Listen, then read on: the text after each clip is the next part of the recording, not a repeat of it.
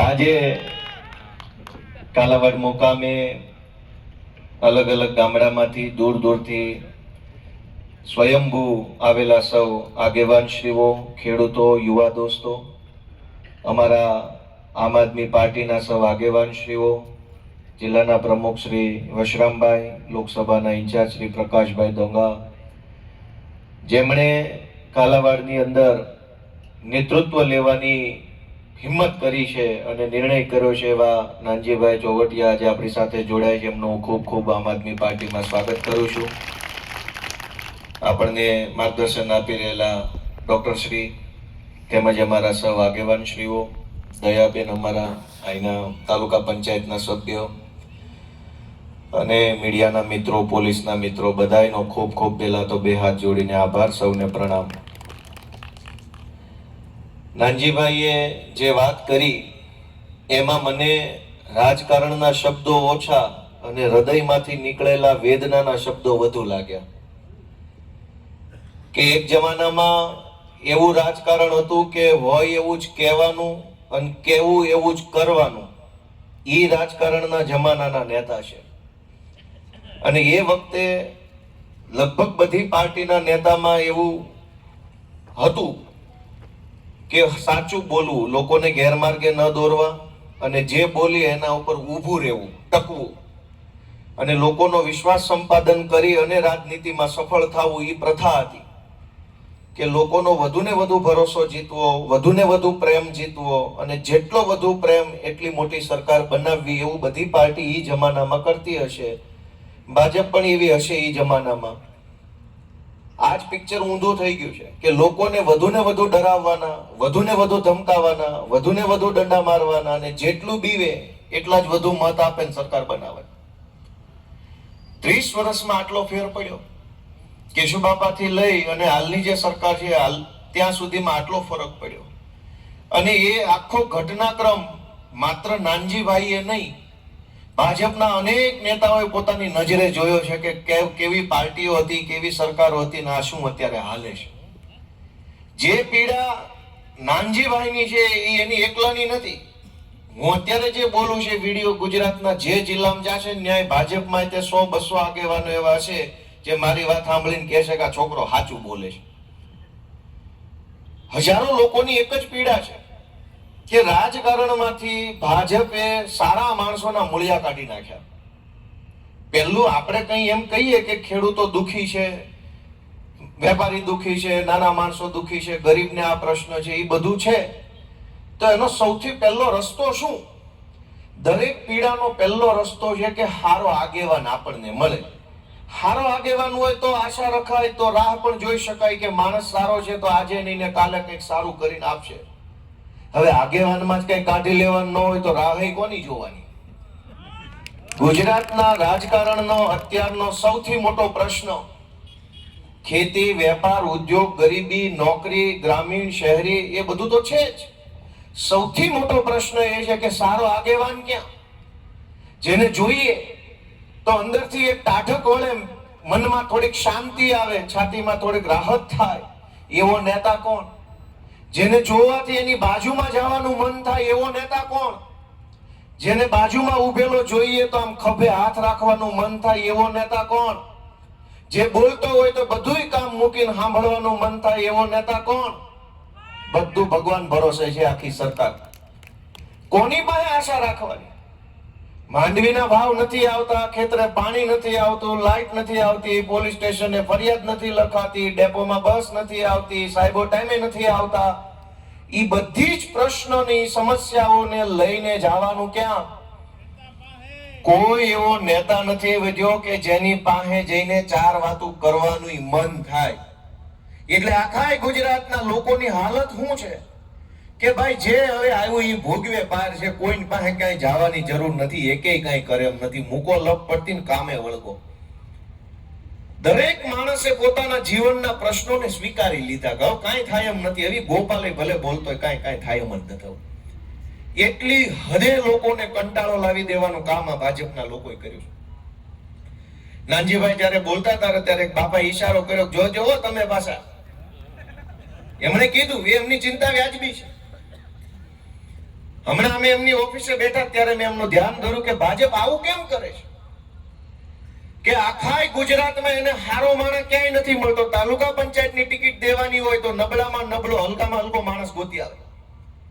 જિલ્લા પંચાયતની ટિકિટ દેવાની હોય તો એના કરતા હલકો ગોતી આવે. વિધાનસભાની દેવાની હોય તો આખા ગામમાં જે ગુંડામાં ગુંડો માથાભારે માણસ હોય એને ગોતીને ટિકિટ આપે. બોર્ડ નિગમના પદ દેવાના હોય, જિલ્લા પંચાયતના પ્રમુખ બનાવવાના હોય, નગરપાલિકાના હોદ્દા આપવાના હોય, જ્યાં ક્યાંય પણ મોટો હોદ્દો આપવાનો હોય તો લગભગ કિસ્સામાં એક બે અપવાદ બાદ કરતા લગભગ જગ્યાએ માથાભારે માણસ, બોગસ માણસ, હલકટ માણસ, ગુંડા ટાઈપના માણસોને ગોતી ગોતીને આખા ગુજરાતમાં ભાજપ હોદ્દા આપે છે. મારી વાત સાચી છે કે ખોટી? તમે તમારી આસપાસમાં નક્કી કરજો. જિલ્લા સહકારી બેંકના ચેરમેનો કોણ બને છે, જિલ્લા ખરીદ વેચાણ સંઘોમાં કોણ છે, જિલ્લા દૂધ ઉત્પાદક સંઘમાં કોણ છે, જિલ્લા પંચાયતમાં કોણ છે, તાલુકા પંચાયતમાં કોણ છે, સહકારી મંડળીઓ જે મોટી હોય એના ચેરમેનો કોણ બનાવે છે. બે પાંચ હારા માણસો હશે જ, પણ લાગઠમાં જે ગુંડાઓ હોય, હલકી માનસિકતા વાળા હોય, માથાભારે પ્રકારના માણસો હોય, લોકોને ધમકાવવા વાળી માનસિકતાના હોય, એને જ આખા ગુજરાતમાં મોટા મોટા હોદ્દા ભાજપે આપ્યા છે. આ વાત સાચી છે કે ખોટી? એનું કારણ એટલું જ કે કેશુબાપાના જમાનામાં લોકોનો પ્રેમ મેળવીને મત લેવાની કોશિશ કરવામાં આવતી કે વધુ ને વધુ પ્રેમ મળવો જોઈએ. આજે અમે શું કરીએ છીએ આમ આદમી પાર્ટી વાળા, કેટલું સારી રીતે કામ કરીએ, કોશિશ કરીએ કે લોકોનો પ્રેમ મળે. ભાજપ શું કરે છે કે પ્રેમની જરૂર નથી, ધોકો લઈને બજારે નીકળે એવા ગોતિયાઓને બધે ધોકા પછાડવા વાળાને ટિકિટ આપો, ગુંડા બદમાશોને. બીકના મારા જેને દેવાના છે એ દેશે, નહીં દેવાનો એ કોઈ નહીં દે, ઘરે પડ્યા રહેશે. છેલ્લે તો ભાજપનો જ ફાયદો. બીકમાં અડધા માણસો ભાજપને મત આપી આવે અને અડધા માણસો દેવા જ ન જાય. બીકના માર્યા કે ગુંડો ઉભો છે એની સામે મત દેશું તો અમને આમ કરશે તેમ કરશે. ડરનું સામ્રાજ્ય ફેલાવી સરકાર બનાવવાની કોશિશ વારંવાર થઈ રહી છે. પણ અમારે તમારા ભરોસે, તમારા ટેકે, તમારા માધ્યમથી એટલું કેવું છે કે બધાય બી જાય એવા ન હોય. કોકને એની માએ નો હવાશેર હૂંટ ખાઈને પેદા કર્યા હોય તો મોકલે અમારા ઘરે ઈડી, સીબીઆઈ, સીડી, બીડી જે કઈ ફાવતો એ મોકલે. અમે બેઠા છીએ કોણ અમારા પગથિયા ચડે છે ને હું ફાંસીએ ચડાવે છે. ગોપાલભાઈ ઇટાલિયા જોવા તૈયાર છે. એમ થોડા બી જવાના હોય કઈ? તમારી સરકારમાં એ તાકાત નથી કે તમે એક પ્રમાણિક માણસને ડરાવી શકો. એ તો ચોર હોય એ બીવે, ખોટું કરવું હોય એ ડરે. અમારે તો ખોટું કરવું નથી ને કરવા દેવું નથી ને, એટલે કોઈનાથી બીવાનું થતું નથી. જે થવું હોય થઈ જાય ને આમાં ક્યાં રોજ મરવાનું છે? એકવાર ગોળી વાગશે કે એકવાર એક્સિડન્ટ થઈ જાય, બીજું 2 વાર થોડું થશે. દોસ્તો, હું તો તમને વિનંતી કરવા આવ્યો છું કે પ્રશ્નોની ચર્ચા કરવા બેસીએ તો ગુજરાતમાં 2 મહિના સુધી અહીંયા ઉભો રહીને વાત કરું તો એકનો એક પ્રશ્ન બીજી વાર ન આવે, એટલા પ્રશ્નો છે. જવાબ હું દરેક પ્રશ્નનો જવાબ એક જ છે કે કોક હારો માણા રાજકારણમાં તમે ચૂંટણી જીતાડીને પહેલા લઈ આવો ને તો કઈક આપણે વાટે રહેવાય, બાકી વાટે રહેવા પણ નથી. એક જમાનામાં કેશુબાપાના જમાનામાં રાજકારણની અંદર નેતાઓની કેટલી ઇજ્જત આબરૂ હતી. ધારાસભ્યોનો તો કેવડો વટ હશે, કેવડો વટ હશે. તો મેં તો જોયો નથી એ જમાનામાં. તમે બધા જોયા હશે તો ખબર પડતી કે ધારાસભ્ય આવે એટલે આમ ગામમાં હુંનું હુંય થઈ જાય. અને આજ ભાજપે એના ધારાસભ્યોની એવી ધૂળ ધાણી આબરૂ કરી છે, પટાવાળા કરતા હલકી વેલ્યુ લઈને ફરે છે. તો બોલી નથી એકતા એ કઈ કે અમારી કઈ વેલ્યુ નથી બોલી એકતા. કોઈનું કાંઈ ઉપજે તો હરામ બરાબર છે. એ અંદરથી મનમાં જાણે છે કે અમારું કાંઈ ઉપજતું નથી, પણ શું કરવું? પેટ્રોલ પંપો આંકવા હોય, રેતી કાઢવી હોય, દારૂ વેચવો હોય, કોન્ટ્રાક્ટ લેવા હોય, બ્લોક બનાવવાના કારખાના નાખ્યા હોય, સિમેન્ટના પાઇપના કારખાના ખોલ્યા હોય, ની સરકારી પધરાવતા હોય નકલી પાઇપો હલકી ક્વોલિટીના. બોલ્યા વગર રહેવું પડે. બોલે તો કારખાનું બંધ થઈ જાય તરત. મોટા ભાગના ભાજપની અંદર જોડાયેલા લોકો છે એ પૈસા કમાવા માટે જ ભાજપમાં છે. એની કમાણીનો બીજો કોઈ રસ્તો નથી. ભાજપમાં રહેવાનું, નાના મોટા સરકારી કામમાં કટકી કરી ખાવાની, નાના મોટા 2 નંબરના ધંધા કરવાના, પોલીસ સ્ટેશનોમાં ભલામણો કરીને હાંકવાનું, બધું ડ્રગ્સનું કે દારૂનું કે પેલું બાયોડીઝલનું કે જુગારનું કે કંઈ પણ હોય. અને એ રૂપિયાથી જોરથી ભારત માતાને જય બોલવાની, જેટલા વધારે કમાય એટલું જોરથી ભારત માતા કે, એટલે આપણને ખબર પડે જાજુ કમાનો. આમ જનતા કાં નથી બોલતી જોરથી? કેમ કે કઈ લૂંટાઈ ગયા, ખિસ્સાય નથી રહ્યા. ખાલી ખિસ્સા નહીં, ખિસ્સા જ નથી. હાથ નાખો હોહરો નીકળે એમ છે, કઈ વધ્યું જ નથી. અને એટલે અમે તો તમને વિનંતી કરવા આવ્યા છીએ કે આ નુકસાન આમ આદમી પાર્ટીનું નથી, ગોપાલભાઈનું નથી. નુકસાન તો છેલ્લે જનતાનું છે ને. નેતા ક્યાં કોઈ ગળા ફાંા ખાઈ જવાના છે, પંખે ટીંગાઈ જવાના છે. હું એક ચૂંટણી હારી ગયો તો બીજી મુંબઈ જીતી ગયો, કદાચ ત્રીજી જીતી જાવ અથવા હારી જાવ, નેતાને શું થાય?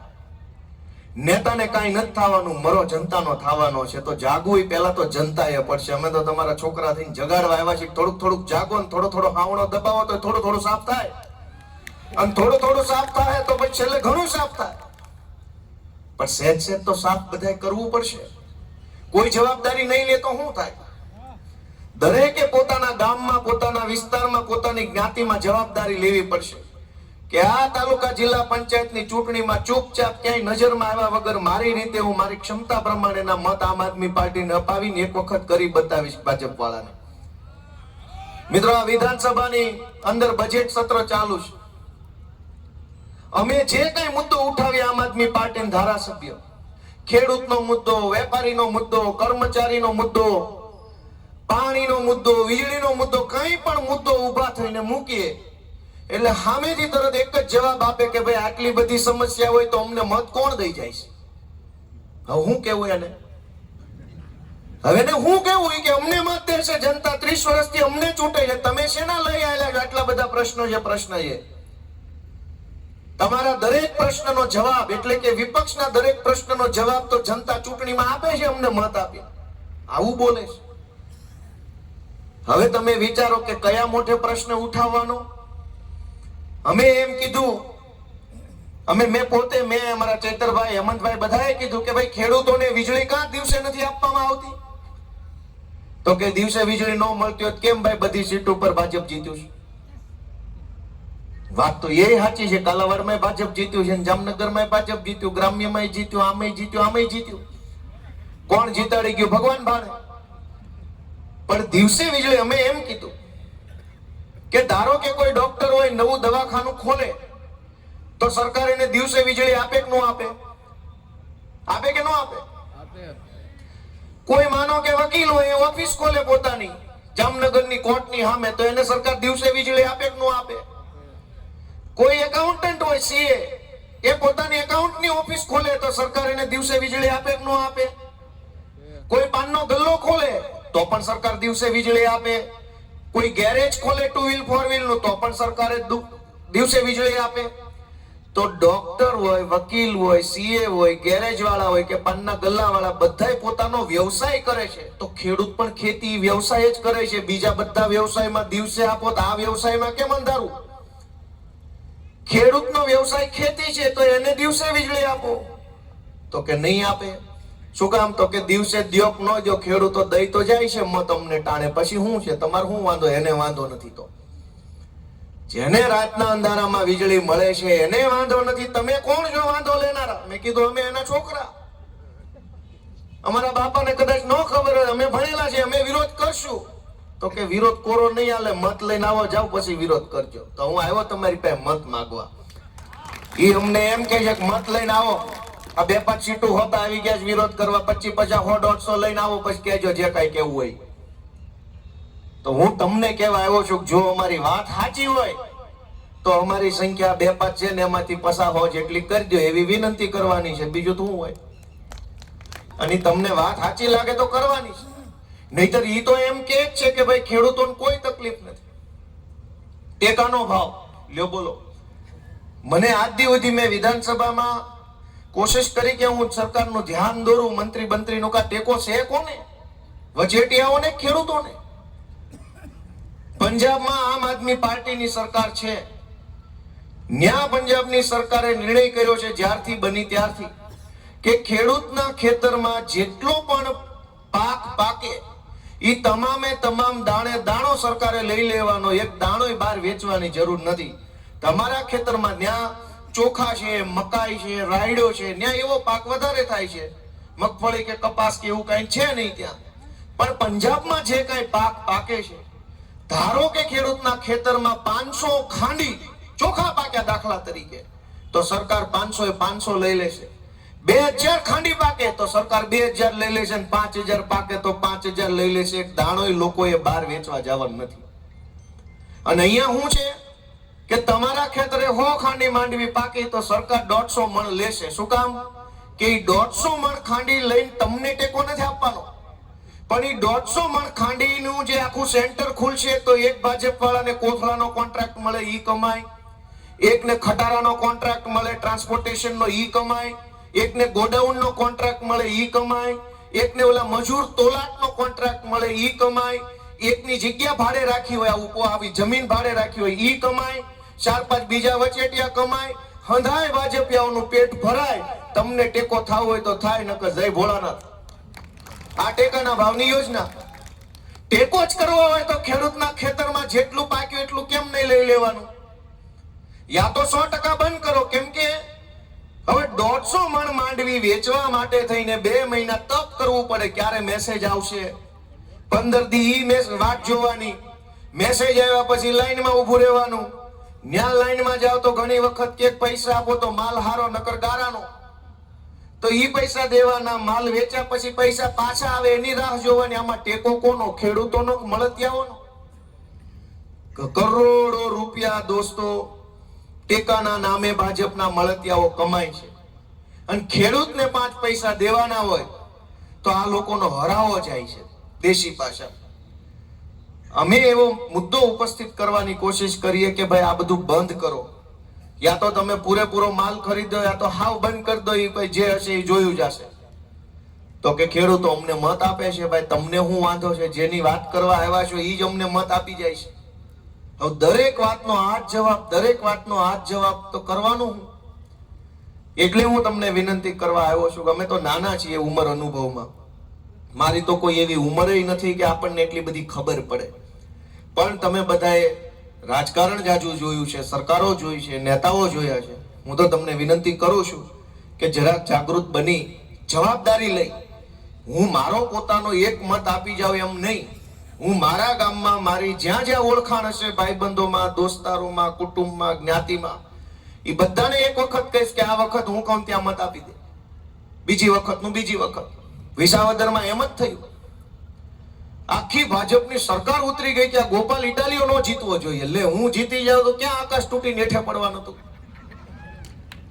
મને નહીં જીતવા દેવા માટે મુખ્યમંત્રી પ્રચાર કરે, પાણી મંત્રી, વાહન મંત્રી, વીજળી મંત્રી, વન મંત્રી, કૃષિ મંત્રી, સહકાર મંત્રી, પ્રદેશ પ્રમુખ, 3 ખટારા ભરાય એટલા ભાજપના ગુંડાઓ, લફંગાઓ, બુટલેગરો, હારે પાછા સરકારી માણસો, પોલીસ, સહકારી બેંક, દારૂડિયાઓ, બધું જ આખું ગાડું ભરીને આવી ગયેલા.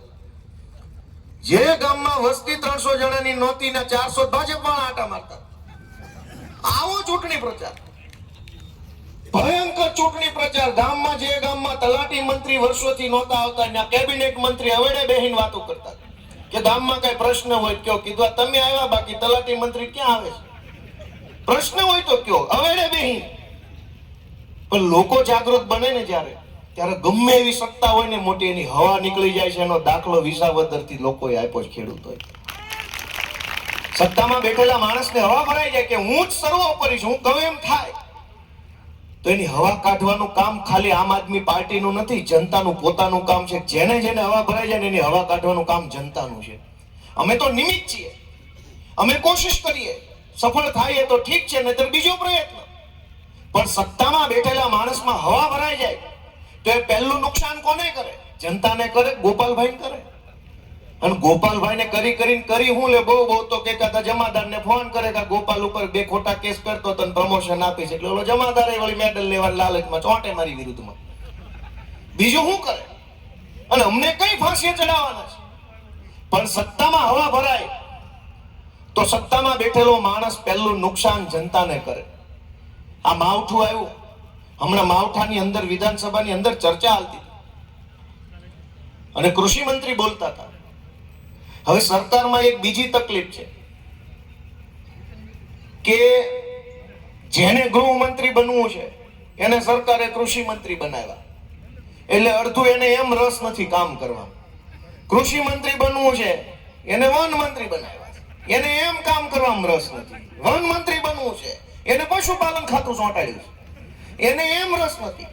અને જેને ગૃહમંત્રી બનાવવામાં એને કઈ ફાવતું નથી. હવે હાવ આમ હાલે છે. તમે ક્યાં જાઓ? આ તો એવું છે કે તમારા ગામમાં તલાટી મંત્રી તરીકે જેનું પોસ્ટિંગ થાય એ બનવા માંગતો હોય ડોક્ટર ને, ઓછા ટકા આવ્યો એટલે ગયો હોય તલાટીમાં. હવે તમારું કરે કે એનું કરે? અડધું મંત્રીમંડળ આમ હાલે છે હાવ ભગવાન ભરોસે. જેને જે બનવું છે એમાં વારો નથી આવ્યો, અને જેનો હાવ વારો નથી આવ્યો એ વાટે બેઠા છે. મૂંગા રહેવું તો વહેલા વારો આવશે, મૂંગા રહેવું વહેલા વારો, એટલે એમ બોલતા નથી. લગભગ 50 ધારાસભ્યોને કોણીએ ગોળ ચોંટાડેલો છે કે સાના માના બે છે. હમણાં 1.5 વર્ષ પછી મંત્રીમંડળનું વિસ્તરણ છે, વારો આવી જાય એટલે 50 જણા રોજ જાગીને આટા માર્યા કરે, ચૂપચાપ બોલતા નહીં, વારો કપાઈ જાય. એવું સર્કસ હાલે છે, એવું સર્કસ હાલે છે કે હું જાહેરમાં બોલતાય મને શરમ આવે છે કે કેવું હું આના વિશે. જેને જે હોદ્દો બનાવ્યો છે એને એની પડી નથી, જેને નથી મળ્યો એ કઈ બોલે એમ નથી. અમે બોલીએ છીએ તો અમારા વિરોધ કરે છે, અમને જેલમાં પૂરી દે છે, ખોટા કેસ કરે છે, અમારી બદનામી કરે. ભલે કરે, કાંઈ વાંધો નહીં. અહીં અમે તો હવે ક્યાં એવા કઈ મહાપુરુષ પેદા થયા છે કે અમે બદનામીથી પર હોઈએ. પણ મિત્રો, હું તો તમને વિનંતી કરવા આવ્યો છું કે જરાક બધા જાગૃત બને. બજેટ સત્રમાં મેં એવું જોયું કે નાણાં મંત્રી ભાષણ કરતા હતા, એણે એમ કીધું કે ગુજરાતના શહેરોનો વિકાસ કરવા માટે મારી એટલે કે એમની સરકાર 33,000 કરોડ રૂપિયા ફાળવે છે. ત્યાં તો બધા ભાજપના ધારાસભ્ય આમ ધપ ધપ ધપ ધપ સોંટી ગયા. વગાડો એમ કીધું હોય કેમ ઓલો ઢોલી સોંટી પડે એમ. તમે વિચાર તો કરો, ખાવ નકરું વગાડવા દેવા હોય ને એમ બેઠા છે. આ તો લાઈવ નથી આવતી વિધાનસભા, બાકી તમને જોઈને દાંત આવે કે કેવા કેવા ક્યાં ક્યાં પહોંચી ગયા છે. એક ગામમાં એવું થયું કે પાણીની ટાંકી ઉપર ગધેડો ચડી ગયો અને હવારમાં માણસ જાગ્યું એટલે જે વહેલા ઉઠતો માણસ હોય દાંતણ કરતા કરતા જોયું ટાંકી ઉપર કોક લાગે છે, એને એમ થયું સરપંચ હશે, પણ સરપંચ નહોતા. એટલે એને નેસવું માંડ્યું કે ખબર પડી ગધેડો છે. એટલે ગામ કર્યું ભેગું, ટાંકી તો ટાંકી ઊંચી ઓલે ગોળ પગથિયા વાળી. હવે ગધેડો ચડી ગયો, ગામ ભેગું થયું. મારો બેટા આને ઉતારવો કેમ? આ પડશે તો મરી જાય, મરવા દેવાય નહીં કોઈ પણ ઢોર. અને બહુ મારા ભેગું થયું, મનોમંથન ચાલુ છું કે આનું કરવું હું. એટલે 2 ડાયા નવી પેઢીના છોકરાએ ફેસબુકમાં ફોટો ચડાવ્યો કે અમારા ગામની ટાંકી પર ગધેડો ચડી ગયેલ છે, આને ઉતારવા માટેનો આઈડિયા કોઈની પાસે હોય તો કોમેન્ટમાં જણાવો. તો વળતી કોમેન્ટ આવી કે પણ ઈ બધું ઉતારવાનો આઈડિયા તમને નિરાતે આપવું, આ સડ્યો કેમ? ઈ તો કયો ગધેડા ટાંકી ઉપર ક્યાં ચડી ગયા? ઘણી વાર અમને અહીંયા એવું થાય છે કે ક્યાંથી ક્યાં પહોંચ્યા, પણ જોવો તો ખરા ક્યાં પહોંચ્યા. આમ થોડું હોય. કોક એમ કે આને કાઢો કાઢો કાઢો, પણ મને એમ થાય છે કે સડ્યા કેમ? આ ગાંધીનગર ક્યાંથી આવ્યા? આવું હોય? ગામના ગલ્લે કોઈ ઉશીની બીડી નો આપે, એવા સરકાર ચલાવે છે. અને તમે એની વાટે બેઠા છો કે આ તમારું કલ્યાણ કરશે, એનું નથી કરી શકે એમ. હવે આમાં હું મારે કહેવાનું, હું બોલું તેને ગમતું નથી ભાજપ વાળાને. પછી પોલીસ આવે ને ટીવીમાં મારું ખરાબ ખરાબ આવવા મને, ગોપાલ ઇટાલિયાના બગડ્યા બોલ, વિવાદિત નિવેદન. અરે ભાઈ, વિવાદિત તો આખું જીવન છે. 2 શબ્દો ક્યાં તું ધોખો કરે? હેરાન હેરાન થઈ ગયા અહીંયા. આ તો છોકરા પૈયા મોટા કરવા પડે, પવણાવવા પડે, એટલે દવા નથી પી જતા. બાકી આમાં કઈ બાકી રહ્યું નથી જીવવામાં. જવાબદારી છે એટલે બધા જીવે છે, નકર તો કાલ વૈયા જાય એમ છે. 50 જણા કયો નહીં ન હોય જવાબદારી છોકરા બૈરા કુટુંબ સમાજની, તો કેટલાય દવા પી જાય એમ છે. અમે 4 શબ્દો બોલીએ તો કે વિવાદિત નિવેદન. હવે હું કહેવાનું, તમારા તો ધંધા વિવાદિત છે, અમારા તો ખાલી શબ્દો જ હશે. લોકો ગળે આવી ગયા છે અને અમે એક વિકલ્પ આપવાની કોશિશ કરીએ છીએ. રાજનીતિમાં અમે શું કર્યું? કોઈ કાળા કામ કર્યા, કોઈ કાળા ધંધા કર્યા, કોઈને લૂંટી લીધા, કોઈનું ખૂન કરી નાખ્યું, કોઈને મારી લીધા. એક પણ નબળું કામની લિસ્ટમાં આવતું એવું કામ અમે નથી કર્યું ને, એટલે છાતી કાઢીને ભાજપ અમે બોલી શકીએ છીએ. જેથી પાવલી જેટલું ખોટું કામ થઈ જાય ને તેથી હોકારો નાનો થઈ જાય. ઘણાના થઈ ગયા છે પણ હવે માને એમ નથી. એડિયું પી ગયા હોય એવો અવાજ થઈ જાય. તમે જેથી ખોટું કરો ને પછી નો ખોટું કરો તો તમારો અવાજમાં હાકોટો હોય. મિત્રો, શહેરોના વિકાસ માટે સરકારે 33,000 કરોડ રૂપિયા ફાળવ્યા. શહેરોનો વિકાસ થાય એમાં વાંધો શું હોય, પણ ગામડાનો વિકાસ કરવા માટે ગૃહ અને ગ્રામ નિર્માણ વિભાગને 14,000 કરોડ રૂપિયા ફાળવ્યા. તમે બધાએ મને એક જવાબ આપો કે ગુજરાતમાં શહેરોની સંખ્યા જાજી કે ગામડાની સંખ્યા જાજી? તો જાજુ માણા હોય ન્યા જાજા રૂપિયા ફાળવવાના હોય, થોડું માણા હોય ન્યા ફાળવવાના હોય. ગુજરાતના શહેરોનો વિકાસ કરવા માટે ગુજરાતની ભાજપની સરકારે વિધાનસભામાં નાણાં મંત્રીએ એમ કીધું 33,000 કરોડ રૂપિયા શહેરોનો વિકાસ, 14,000 કરોડ રૂપિયા ગામડાનો વિકાસ. દોસ્તો, 50% રૂપિયા પણ ગામડા માટે ફાળવા નથી. શું કામ? કે ભાજપની સરકાર એમ ઈચ્છે છે કે ગામડામાં રહેતો માણસ છે ને થોડો ઘણો સ્વાભિમાનથી જીવે છે. બાપ દાદાની જમીનો હોય, ઘરનું ઘર હોય, બાપ દાદાના ગામમાં રહેતો હોય, જાત મહેનત કરીને ખેતી મજૂરી કરીને કમાતો હોય, એટલે શેય વાતે ઓશિયાળો થાય નહીં. કોઈ પણ પાર્ટીનું ઓશિયાળું ન કરે બને ત્યાં સુધી. અને એટલે ભાજપને ગામડામાં ફાવટ નથી આવતી જોઈએ એવી હજુ. અને એટલે એમ ઈચ્છે છે ગામ ભાંગી જાય, ગામડું બરબાદ થઈ જાય, ખેતી બરબાદ થઈ જાય, તો આ બધા લોકો બિસ્તરા પોટલા લઈને અમદાવાદ રાજકોટ વહી જાય ને ખોલ્યુમ રહેવા મળે ને તો જલ્દી વાંકમાં આવે. કેમ કે રાજકોટ કે અમદાવાદ કે સુરતમાં તો પહેલા તમે સીધા પોલીસના વાંકમાં આવો, ટુ વ્હીલર નીકળો, ફટ લઈને ઉભા રાખે, બોલ ભાઈ શું છે. ગામડામાં ઈ તો ઉપાધિ ન હોય, ગમે એ બજારે 10 વખત ગાડીઓ લઈને આટા મારો, કોઈ રોકે જ નહીં. પહેલો જ વાંકમાં તમે સરકારી માણસને આવી જાઓ, બીજા વાંકમાં કોર્પોરેશન વાળાને આવી જાઓ, ત્રીજા વાંકમાં લાઇટ વાળાને આવી જાઓ, ચોથા વાંકમાં તમે બીજા સરકારી. ગામડામાં રહ્યો તો ઘણું બધું વટથી સ્વાભિમાનથી રહી શકાય એમ છે. શહેરોમાં જાતા વહેતા જ સરકારી માણસોની ગુલામી કરવી પડે. સરકાર ભાજપની એમ ઈચ્છે છે કે ગામડામાં રહેનારો દરેક માણસ ગામ મૂકીને શહેરમાં વયો જાય એટલે જલ્દી ગળો હાથમાં આવી જાય, પછી જેમ મવડવી એમ હાલે. અને એટલે ગામડા માટે 14,000 કરોડ ને શહેરો માટે 33,000 કરોડ. અમે એનો વિરોધ કર્યો તો પાછા કહે છે કે ભાઈ તમને કોઈ મત દેતું નથી, છે ને વિરોધ કરો. તો દરેક વખતે અમારે મેણા સાંભળવા પડે. તમને એમ લાગે છે કે આને મત દેવાય? તમને એમ લાગે છે કે નહીં? નહીં, અમને મેણા મારે છે કે તમને કોઈ મત દેતું નથી. હવે હું તમને પૂછું છું, તમને એમ લાગે છે કે આમ આદમી પાર્ટી વાળાને મત દેવાય?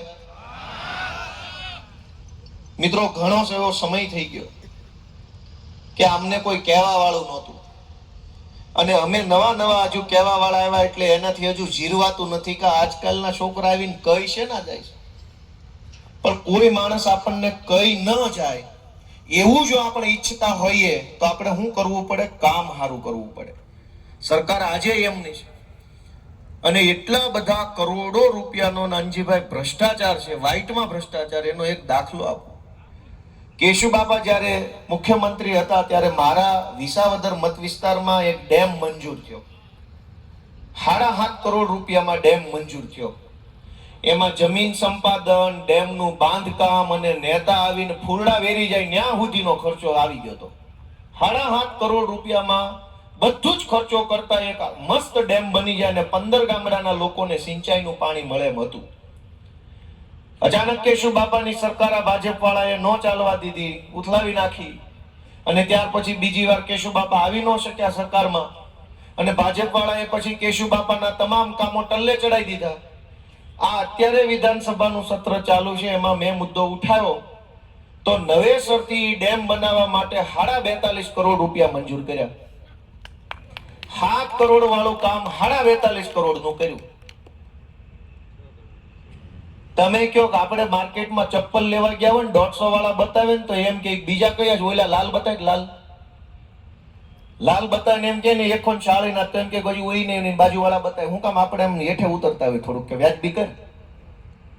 ગમે એ વસ્તુ આપણે લેવા જઈએ ને તો આપણે વ્યાજબી કરાવીએ. અને ભાજપના માણસો વ્યાજબી નથી કરાવતા, વધારે કરાવે. 7 કરોડ વાળો ડેમ નો હાલે, 45 વાળો કરો. એટલા રૂપિયાનો હું તમને ખાલી વિસાવદર વિધાનસભામાં કમસે કમ 100 કરોડ રૂપિયાનો આવો ઓન પેપર વ્હાઇટનો ભ્રષ્ટાચાર છે કે જે 5 રૂપિયાનું કામ હોય ને એને 5000 નું કરી નાખ્યું હોય કાગળ ઉપર. માત્ર ને માત્ર વિસાવદરની વાત કરું, ઓલ ગુજરાતમાં વાત જ છોડો, કરોડો અબજો રૂપિયા આવી રીતે ભાજપના માણસો ખાઈ જાય છે. ઈ માણસો ચૂંટણી ટાણે જોરથી જય બોલ્યા કરે છે ને એના ભરોસે વર્ષોથી પબ્લિક મત આપ્યા કરે છે. 200 રૂપિયા કમાવાના આજ કેટલું અઘરું થઈ ગયું છે. નાનો માણસ હોય ને એની કમાણીનો કોઈ સાધન નથી વધ્યું. જાવું તો જાવું ક્યાં? સરકારી માણસોને તો મળ્યા જેવું નથી રહ્યું. ધક્કા ધક્કા ધક્કા, યોજના યોજના યોજના. હમણાં વિધાનસભાની અંદર વિધવા બહેનોને જે વિધવા સહાય આપવામાં આવે છે એની ચર્ચા હાલતી હતી, સાંભળજો ધ્યાનથી.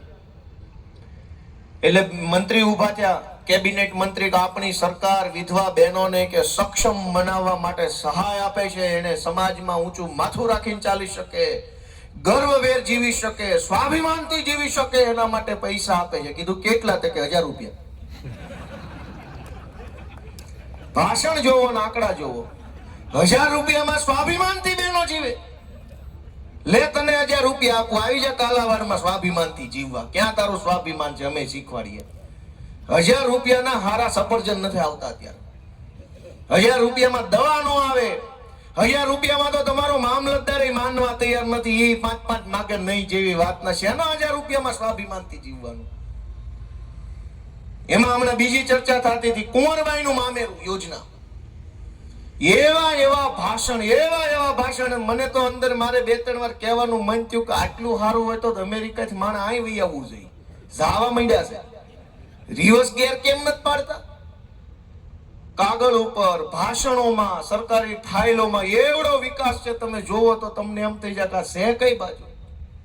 કુંવરબાઈનું મામેરું યોજનામાં કે અમે બહેનો દીકરીઓને સહાય આપીએ છીએ. અને બહેનોનું કે મામા મામેરું ભરે છે. આપણી દાદાની સરકાર મામેરું ભરે. કેટલા રૂપિયા? તો કે 25000. મંડપ નો આવે 25000 નું. 25000 નું તો અત્યારે જમણવાર નથી થાય એમ. આવી વાતો, આવા મુદ્દાઓ કરી લોકોને ગુમરાહ કરવામાં આવે છે. અમે તો નવા આવ્યા છે રાજકારણમાં. બહુ જાજી અમને રાજકારણની ખબર પડતી નથી. પણ તમે બાવડું ચાલશો, તમે શીખવાડશો, તમે અમને આગળ લઈ આવશો તો અમે 100% સારું કામ કરીને બતાવશું. એવી અમારી જવાબદારી છે દોસ્તો. અને તમે આગળ નહીં લઈ આવો તો નબળા માણસના હાથમાંથી સરકાર જવાની નથી. કેટલોક પ્રયત્ન મારે અને અમારી પાર્ટીએ કરવાનો છે, કેટલોક પ્રયત્ન જનતાએ કરવાનો છે. અમે અમારો પ્રયત્ન નિષ્ઠાથી કરીએ છીએ. એટલી બધી જગ્યાએ અમને હેરાન કરવામાં આવે છે પણ એની કોઈ ચિંતા નથી, એનાથી કોઈ વાંધો નથી. સમય બદલાશે ત્યારે ઘણું બધું સારું થઈ જાય એવી ધરપત રાખીને અમે આગળ વધીએ. છેલ્લા 15 દિવસની અંદર આમ આદમી પાર્ટીના કાર્યકર્તાઓ ઉપર 35 FIR થઈ. અરવલ્લી જિલ્લામાં, કચ્છમાં, સુરેન્દ્રનગરમાં, સુરતમાં, વલસાડમાં, ગાંધીનગરમાં જ્યાં આમ આદમી પાર્ટીના કાર્યકર્તા હોય એટલે તરત જ તે પોલીસ પકડીને સાચી ખોટી ફરિયાદ દાખલ કરીને એરેસ્ટ કરી લે છે. કાંઈ વાંધો નહીં, સમયની વાત છે. કાગળ ઉપર તો સહી કરતા જ ગયા છે. નિવૃત્ત થઈ ગયા છે તો ઢળીને ઘોનારીએ નહીં તો કેજો ને કે અમે થોડા બી જવાના સરકારોથી. આવા હલકા ધંધા કરે પોહાય નહીં. લખ્યું હશે ને આઈઓ કોણ છે, અમે કઈ, હું થોડો 8 પાસ છું, હું ભણેલો, અમને બધી ફાવટ છે. અને એમ જેલની બીકથી બધી ક્રાંતિઓ રોકાઈ જતી હોત તો સરદાર પટેલ ને ગાંધીજીને પૂર્યા હતા જેલમાં. નો આવી આઝાદી? જેલમાં પૂર્યા હતા ને તોય આઝાદી આવી. કેમ કે જેલના સળિયામાં કે જેલમાં પૂરનારના કાળજાની તાકાત નથી ક્રાંતિ કરનારાને રોકી શકે. આ દેશનો ઇતિહાસ છે દોસ્તો. જે દિવસે એક માણસ એવું નક્કી કરી લે ને કે સરકાર પાડી દેવી છે, તે દિવસે એના મનોબળને રોકવા માટેની કોઈ દવા દુનિયામાં ક્યાંય શોધાઈ નથી. અમે હાથના બળથી નહીં, મનોબળથી હાલનારા માણસો છીએ. અને મનોબળને રોકી શકે એવી દુનિયામાં કોઈ દવા નથી. અમારું મનોબળ કોઈ નહીં હલાવી શકે. કેમ કે અમારા મા બાપે અમને મોટા એવી રીતે કર્યા છે કે બાપા ડરવું તો હનુમાન દાદાથી, બાકી કોઈને બીવું નહીં. અને એટલે હું તમારી પાસે આશીર્વાદ માંગવા આવ્યો છું કે અમે જે કાંઈ બોલીએ છીએ એ તમારા ટેકે તમારા ભરોસે છે. તમે જાગૃત થઈને સપોર્ટ આપશો, તમે અમને આશીર્વાદ આપશો, તમે અમારા કામને જોઈને મત આપશો તો અમે હજુ ઘણું વધુ સારું કામ કરી શકીશું. અને તમારા આશીર્વાદ નહીં મળે તો ગુંડાઓના હાથમાં સરકાર છે જ. એ લોકો ડરાવા ધમકાવાનો ધંધો કરે છે.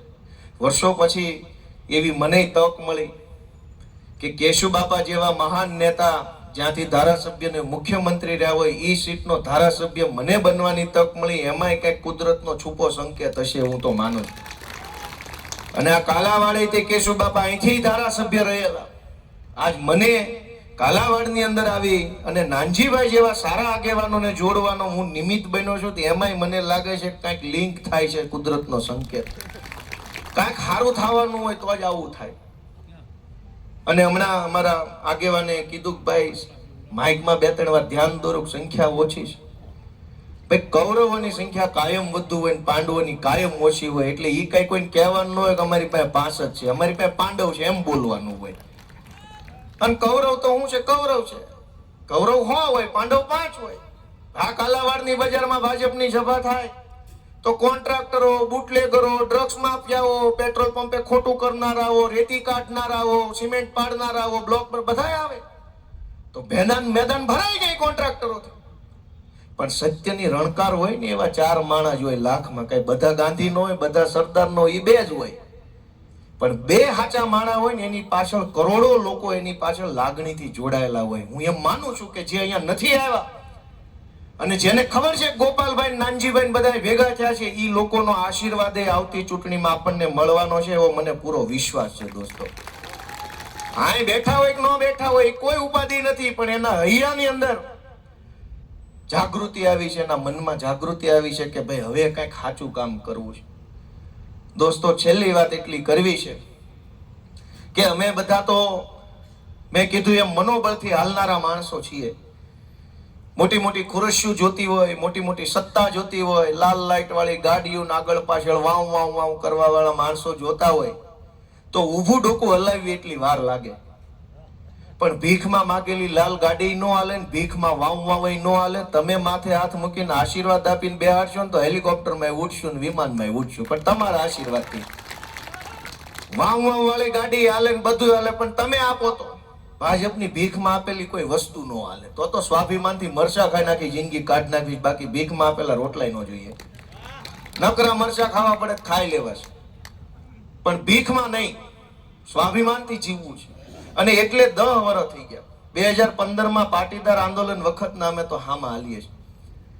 ચડાવ ઉતાર અનેક આવ્યા, અનેક પડકારો આવ્યા, અનેક વખત જેલમાં જવું પડ્યું, અનેક વખત બદનામી, અનેક વખત ભાજપનો અમારી ઉપર પ્રહાર થાય, કોંગ્રેસ વાળા પ્રહાર કરે. બધી જ પરિસ્થિતિઓ 10 વર્ષમાં આવી. ત્યારે તો મારી ઉંમરે ઘણી નાની હતી, હવે તો હું ઘડાઈ ગયો, 36 વર્ષનો થઈ ગયો. નવા આવ્યા ત્યારે તો એમાંય બુદ્ધિ ઓછી મળે, ઉંમર નાની હતી તો. પણ એક જ વસ્તુ મગજમાં રાખી છે કે ગુજરાતની જનતાને ભાજપની તાનાશાહી ગુંડાગર્દીથી છોડાવવા માટે જે કાંઈ કરવું પડે કરીને રહેવું છે. પાછું પગલું ભરવાનું થતું નથી કોઈ સંજોગો. અને એ નિષ્ઠા જો તમને દેખાય મારી વાતમાં, અમારી પાર્ટીની વાતમાં, વર્તનમાં, વ્યવહારમાં, અનુભવમાં, આવડતમાં, તમને એવું લાગે કે આ ઈશુદાન ને ગોપાલ ને મનોજભાઈ ને આ બધા જે છોકરાઓ સંઘર્ષ કરે છે એને એક વખત તક આપવા જેવી તો છે, એવી લાગણી જો તમને થઈ જાય તો માત્ર તમારા એકનો મત નહીં, પણ તમારા ઓળખાણ હોય ત્યાં સુધીના બધા જ મત આમ આદમી પાર્ટીને મળે એવી કોશિશ કરવાની વિનંતી કરતો જાઉં છું. આપ સૌ આટલી મોટી સંખ્યામાં આવ્યા, અમારી વાતને સાંભળી, નાનજીભાઈને એટલો સરસ સપોર્ટ આપ્યો, એ બદલ હું સૌનો હૃદયપૂર્વક ખૂબ ખૂબ આભાર વ્યક્ત કરું છું. અમારી કાંઈ ભૂલચૂક હોય તો માફ કરજો, પણ ભાજપ વાળાને ભૂલ્યા વગર સાફ કરજો.